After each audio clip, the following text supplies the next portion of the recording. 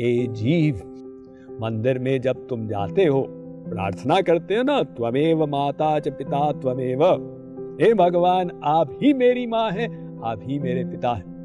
किंतु ये भाव क्या तुम्हारे अंतःकरण में है कि भगवान ही मेरे पिता हैं? तुम्हारा अंतःकरण तो ये भाव बनाए हुए है, मेरे असली पिता घर में है, उनकी प्रॉपर्टी में मेरा हिस्सा है, मिलेगा। भगवान के तो कभी दर्शन नहीं किए, पिता होंगे लेकिन 2%। भगवान कहते हैं, ए जीव, मैं प्रतीक्षा कर रहा हूं कि तू मेरी शरण में आ जा।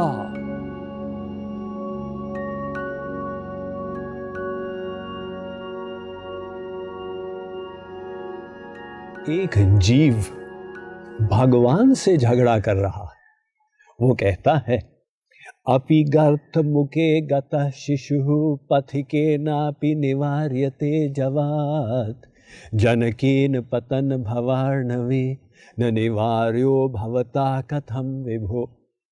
वो कहता है, महाराज, संसार में यदि कोई राहगीर कहीं से निकल रहा हो और गड्ढे में एक नवजात शिशु को विलाप करते हुए पाए, उसको दया आ जाती, जाके बच्चे को उठाता है, चुप कराता है, भोजन कराता है, उसके माता पिता का पता लगाता है। एवं माता पिता को यदि नहीं खोज पाया तो जाके अनाथालय में, पुलिस में जाके और जमा कर देता। किंतु कोई भी मनुष्य इतना निष्ठुर, निर्दयी नहीं होता कि उस अबोध बच्चे को वापस गड्ढे में फेंक दे, जाओ मरो। महाराज, इतनी दया संसारी मनुष्य में भी होती है। भगवान ने कहा, हाँ बिल्कुल ठीक, लेकिन जीव तुम कहना क्या चाहते हो? अब जीव ने अपने मंतव्य को व्यक्त किया। महाराज, हम भी आपके अबोध शिशु हैं। आपने वेद में बताया, अमृतस्य वै पुत्रा, समस्त जीव मेरी ही संतानें हैं। और महाराज, हम इस भवाटवी में गिरे हुए, त्राही त्राही कर रहे हैं, दर दर की ठोकर खा रहे हैं। आप हमारे पिता, हमारी दुर्दशा से परिचित, हमको निहार रहे, किंतु आपको दया नहीं आ रही। महाराज, आप कैसे पिता हैं? आपकी तो बड़ी बड़ी उपाधियां हैं संसार में, अकारण करुणा वरुणालय, दीन बंधु पतित पावन बिनु हेतु स्नेही। इन उपाधियों के अनुरूप आपने कृपा क्यों नहीं की महाराज? आपकी तो एक कृपा कटाक्ष से ही हमारी माया निवृत्ति हो जाए। और महाराज, मुझे दोष मत दीजिए।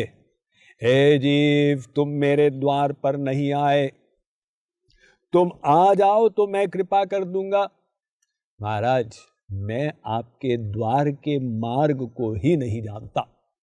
मैं एडमिट करता हूं, मैं अज्ञानी हूं, किंतु आप तो सर्वज्ञ है ना, अखंड ज्ञानात्मक।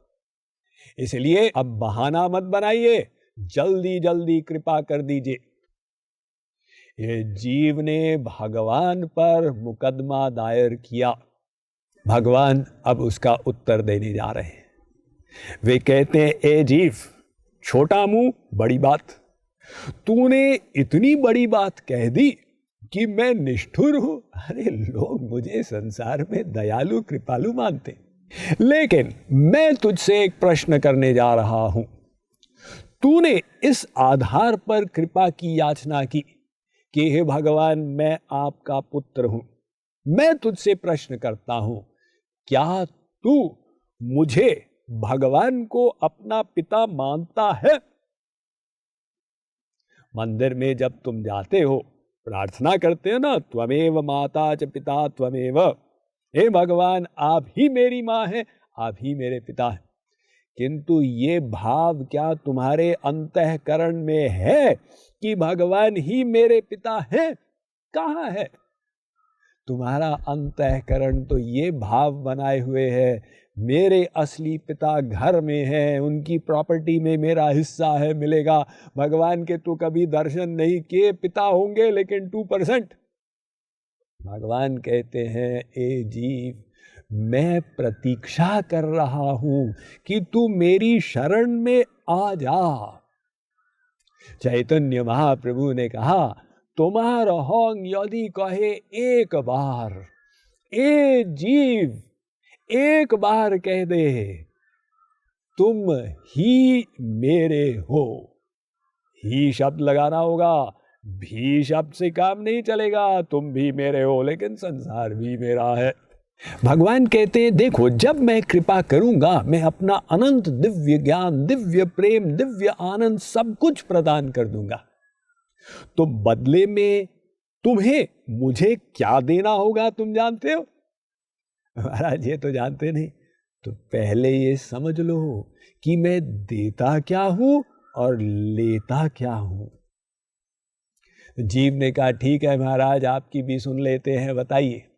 अब भगवान ने कृपा के लिए अपनी शर्त को समझाया। तो दस्येव शरण आमहस्य, ए जीव तुझे मेरी शरण में आना होगा। यानी शर्त कृपा के लिए है शरणागति। ते त्वा मदा इंद्र मादयम तु शुष्मिणम तु विरादसम जरित्रे एको देवत्रादय से। ये ऋग्वेद पुनः कह रहा है कि अगर तुम श्रद्धा युक्त होकर समर्पित हो जाओ, मैं तत्काल तुम्हारी माया निवृत्ति करा दूंगा, एक क्षण की देर नहीं लगेगी। क्षिप्रम भवति धर्मात्मा शश्वत शांतिम निगच्छति। फिर वेद में भगवान ने कहा, उदुतिष्ठ स्वधुरस्तवानो देव्या कृपा। ए जीव, यदि तुम मेरी प्रॉपर्टी चाहते हो तो समर्पित होना होगा। भगवान कहते हैं, मैं बार बार कह रहा हूं शरण में जाओ, तुम मानते क्यों नहीं? जब संस्कृत के विद्वान वेद पढ़ते हैं तो उसमें त्रुटि निकालते हैं। वे कहते हैं कि एक ही बात को बार बार दोहराया जा रहा है। क्या भगवान की मेमोरी कमजोर थी कि कुछ कह दिए फिर भूल गए, फिर उसको रिपीट कर दिए? साहित्य की दृष्टि से यह पुनरुक्ति दोष माना जाता। भगवान कहते हैं, भाई देखो, मेरी मेमोरी कमजोर नहीं है, मैं अखंड ज्ञानात्मक हूं। मैं इसलिए रिपीट करता हूं क्योंकि जीव की मेमोरी कमजोर है, वो पढ़ने के बाद भूल जाता है। तो मेरे रिपीट करने का तात्पर्य यह है कि वो सिद्धांत जीव के मस्तिष्क में बैठ जाए। इसीलिए हमारे यहां वेद शास्त्रों का इतना विस्तार है। वरना वेद व्यास ने जो अष्टादश पुराण में 4 लाख श्लोक लिखे, उसी बात को 4000 श्लोक में या 400 श्लोक में ही समा पाते। आप लोगों ने एक श्लोकीय रामायण सुनी होगी ना। आदौ राम तपोवनादि गमनम हत्वा मृगम कांचनम वैदेही हरणम जटायु मरणम सुग्रीव संभाषणम बाली निग्रहणम समुद्र तरणम लंकापुरी दाहनम पश्चाद रावण कुंभकर्ण हननम चैतधि रामायणम। पूरी रामायण खत्म हो गई। तो भगवान ने बार बार महत्वपूर्ण सिद्धांत को दोहराया कि हम उसे ग्रहण करें। और यहां पर हम देख रहे हैं कि उन्होंने वेदों में कितनी बार ये उपदेश दिया कि जीव को शरणागत होना पड़ेगा। ये शरणागति जो वेद का प्रतिपादित सिद्धांत है, इस पर हम एक श्रृंखला आज से प्रारंभ करने जा रहे हैं। शरणागति का रहस्य, शरणागति की आवश्यकता क्या है, उससे प्राप्ति किस चीज की होती है, एवं शरणागति का उपाय क्या है, इन सब की चर्चा हम आगे आने वाले प्रवचनों में करेंगे।